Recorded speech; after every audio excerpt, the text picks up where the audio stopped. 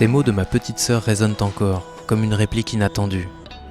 Oh mon frère, la maison n'existe plus. Ça va être compliqué de la montrer aux enfants. Le deuil, ça commence maintenant, je crois.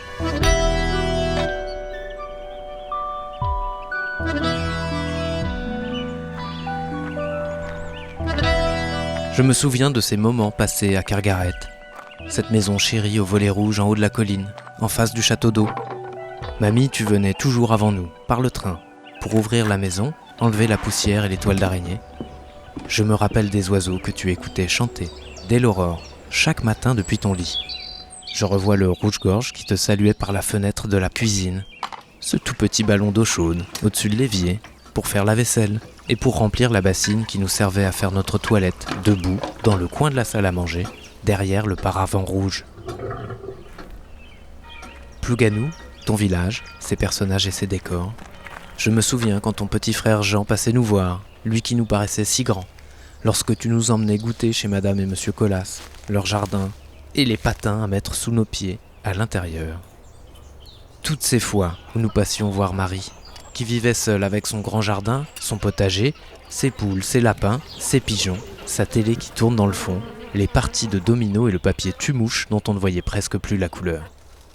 Plouganou et ses odeurs, le pain moule de la boulangerie Gégouic, la salade de pommes de terre au thon, les champs derrière la maison, les artichauts juste en face, les trésors récoltés sur la plage. Des algues, des coquillages, des galets, des plumes, du sable et un peu de sel. Est-ce que ce ne serait pas le plus beau pays du monde ?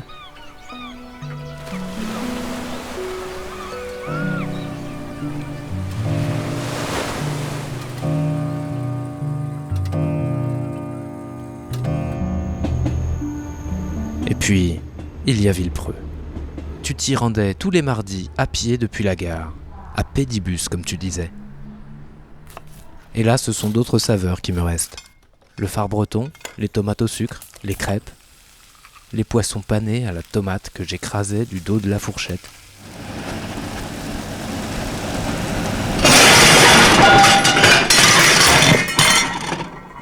La hotte qui s'effondre sur la cuisinière quand tu prépares un repas le mercredi midi. Une grande frayeur d'enfant. Je me souviens des déjeuners en famille, où souvent, à la fin du repas, tu trempais un carré de sucre dans une toute petite goutte de café.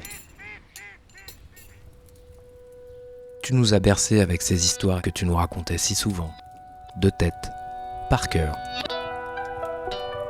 Parmi ces histoires, il y a celles qu'on réclamait à chaque fois, et d'autres qui parfois nous faisaient un peu peur. Barbe bleue, le petit pousset, ou celle de cette souris qui poussait sa noisette jusqu'à la maison d'un petit homme habillé tout de rouge.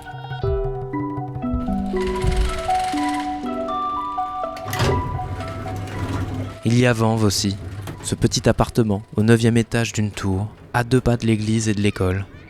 Toujours avec au moins une fenêtre ouverte ou entrebâillée, en hiver comme en été.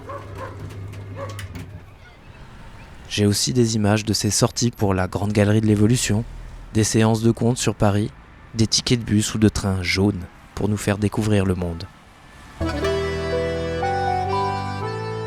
Et ces cartes postales que tu n'oubliais jamais de nous envoyer pour nos anniversaires ou nos fêtes. De jolies cartes, hein, avec un petit chat, à chaque fois.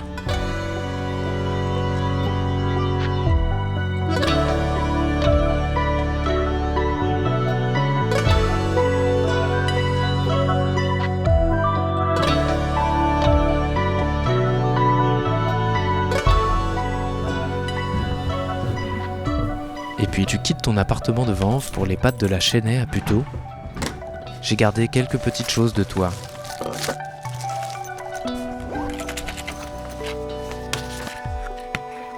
Mais parmi tes affaires, je récupère un bon gros stock de cassettes audio, soigneusement conservées et étiquetées, de quoi remplir 2 bons sacs plastiques. Il y a des enregistrements que tu as captés avec ton dictaphone lors de temps d'échanges à la paroisse de Vanves ou lors d'autres rencontres autour de l'art du conte. Il y a aussi des émissions de France Culture ou de France Musique qui souvent parlent de religion, de foi, d'histoire ou de folklore. De tout ce stock, il me restera 4 de ces cassettes que je n'ai pas pris le temps d'écouter. Maintenant ça y est, dans ces dernières bandes, il y a celle-ci. C'est le trésor caché, le conte perdu et retrouvé, que je vis comme un dernier lien tangible avec toi. Maintenant, je suis heureux de partager ta voix avec celles et ceux qui t'ont aimé, de toute la tendresse de nos cœurs.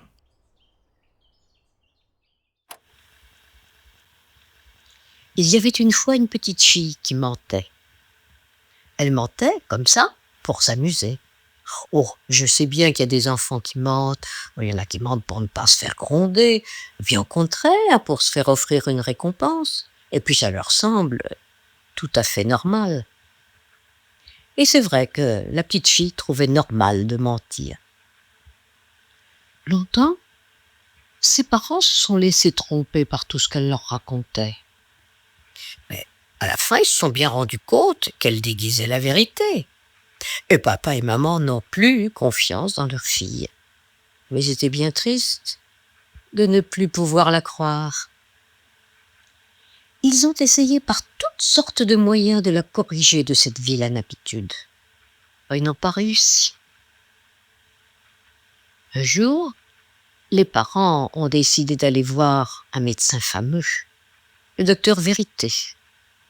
C'était un spécialiste du traitement des petits-enfants menteurs. Le docteur Vérité habitait loin, mais le papa a pris quelques jours de congé. Et comme c'était en plein trimestre, la petite fille a manqué la classe.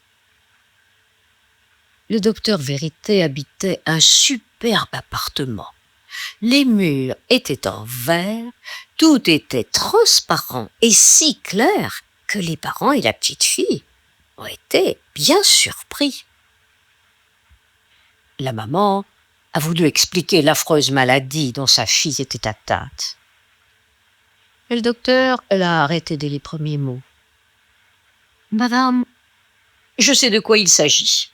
Il a suffi que j'observe mademoiselle un court instant, là, quand elle est entrée avec vous dans mon cabinet de consultation.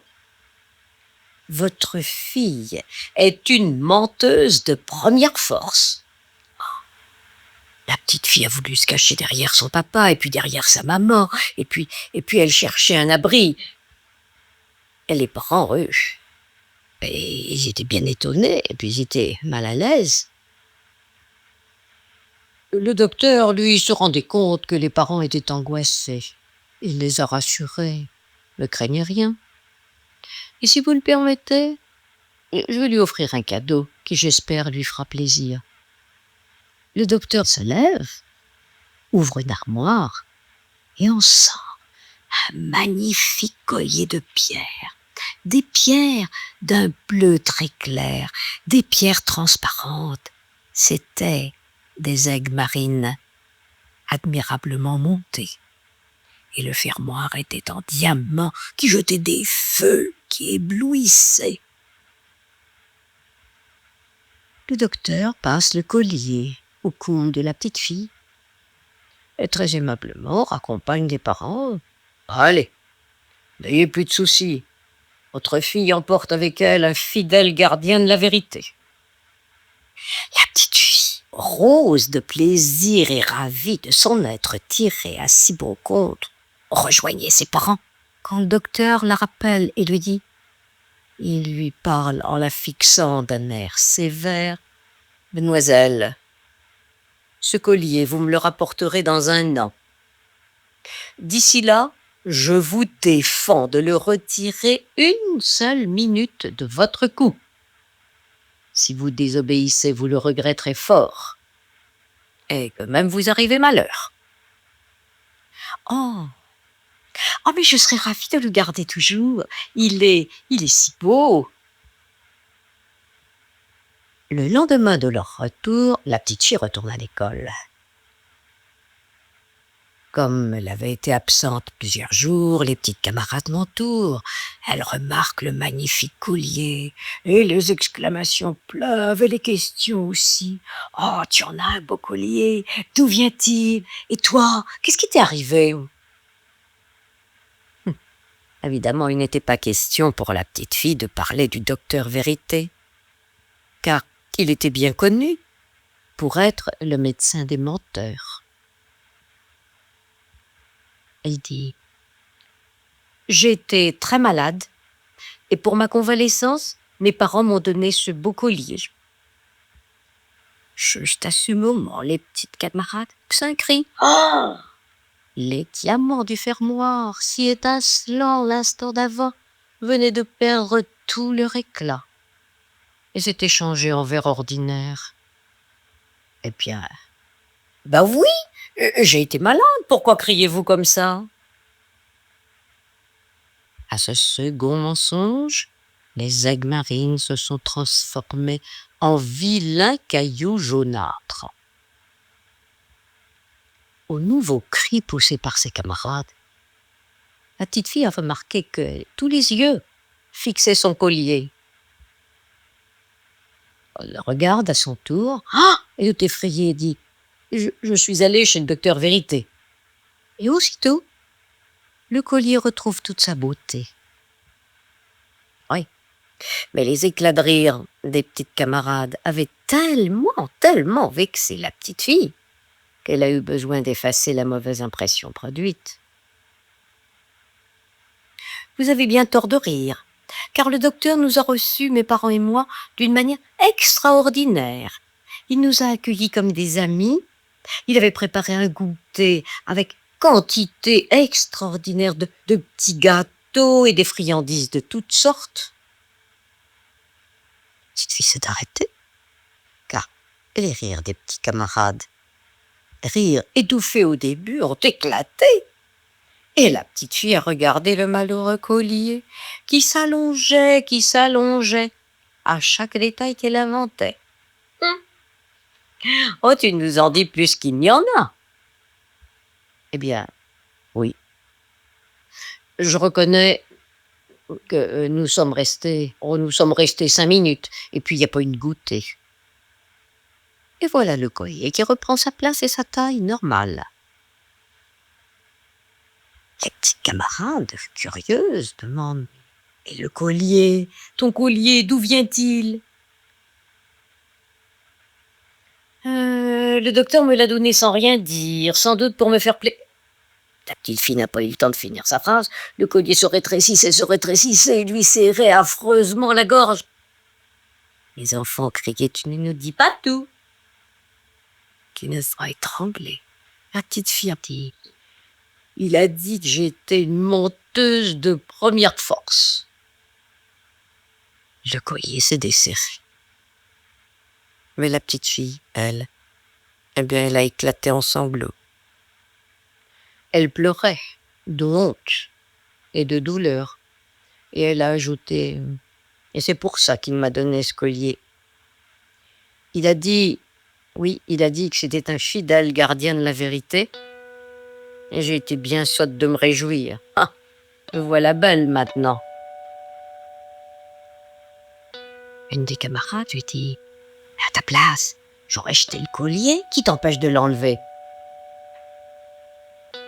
Et voilà le collier qui se met à danser, tant que les pierres s'entrechoquaient et que cela faisait un bruit insupportable. Toute la bande, remise en gaieté par cette danse extraordinaire, dit « Oh, toi, tu nous caches quelque chose. » Mais non, j'ai envie de le garder. Et les diamants et les aigues marines dansaient et continuaient à se heurter toujours. Ou il y a certainement une autre raison. Puisqu'on ne peut rien vous cacher. Oui, c'est le docteur Vérité qui m'a interdit de l'enlever sous peine d'un grand malheur.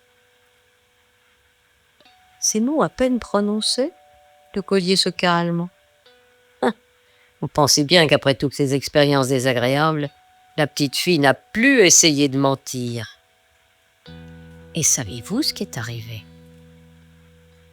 Quand la petite fille a pris l'habitude de dire toujours la vérité, elle s'en est trouvée si bien, mais si bien qu'elle a eu horreur du mensonge. Et le collier n'avait plus rien à faire à son cou. Quelques semaines avaient suffi.